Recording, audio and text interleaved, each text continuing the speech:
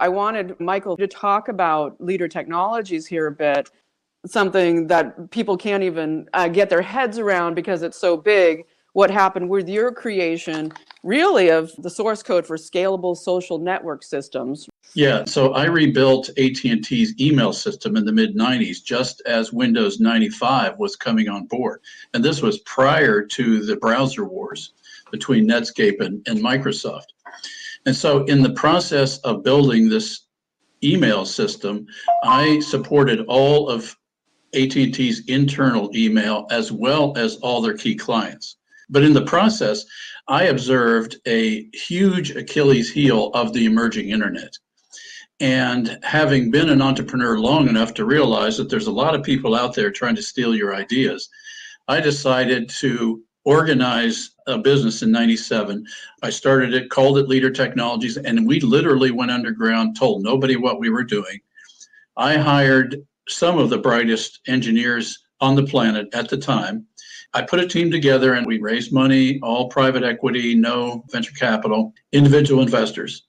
And I put them in a room and literally I said, we're not coming out of here until we figure out how communications can be scalable in this new thing called the internet. We spent almost 3 years looking at the technical problem, and we had a magic aha moment at the end of 1999, right before the year 2000. And I knew, and everyone knew immediately, that we had a tiger by the tail, and nobody in the market was thinking this way. Not IBM, Microsoft, Novell, nobody was thinking this way. So I made a beeline to Washington and looked for the best patent attorney that I could find. And I was introduced to a professor, James P. Chandler, and he actually immediately agreed to come on our board.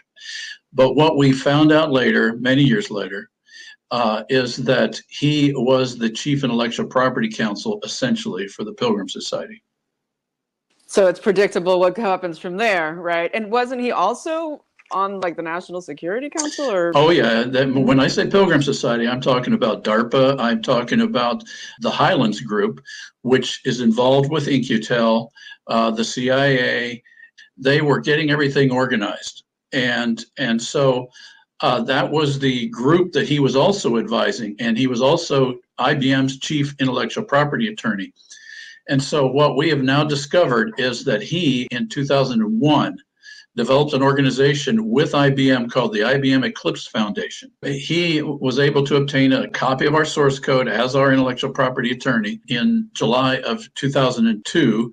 And by the fall of 2002, they had implemented all of our inventions in the IBM Eclipse Foundation source code. In the meantime, they had been inviting all of the players in Silicon Valley and in tech around the world to join. And then they magically gave away this source code as open source. Now, if anybody knows IBM, they know IBM doesn't open source anything. They're the largest patent holder on the planet, and yet they gave away our code as open source. And that today is called the Eclipse IDE for any of you in development. That Eclipse development tool, that technology is our invention, and there was a lot of pressure on me to just give up, go away, and be quiet. And that's just not who I am. So I started digging to try to figure out who had done this to us. And now we are here today looking at that same group of people trying to take down the entire American Republic. So that's an incredible story. I mean, it's so important for people to understand how large of a story that is, to have your intellectual property stolen, and then, you know, open source, but basically given through intelligence and intelligence money and foreign money to create all these companies that would then dominate and take over the world. Including Chinese universities, by the way. Now, you did put a giant lien against the United States, right, to contest this whole stealing? Yeah, we put what essentially is a lien, it's called the Miller Act notice, to the executive branch, which is the branch that organized this stuff. And we've basically said we want paid. I want my shareholders paid for the risk they took and the theft of this by the federal government, which was in the end what we're talking about. what we have been working on, thanks to a lot of people, including the conclave at American Intelligence Media, is working to educate people on this story and get this awareness into influential leaders' hands so that when the time was right, the payment would be made. And in addition, my shareholders got together and they said, well, how can we help solve this problem?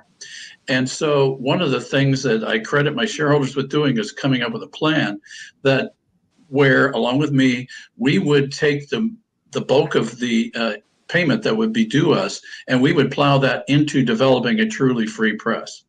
Mike, I just don't want to skip over how this solves our social media, Twitter, YouTube, Google problem.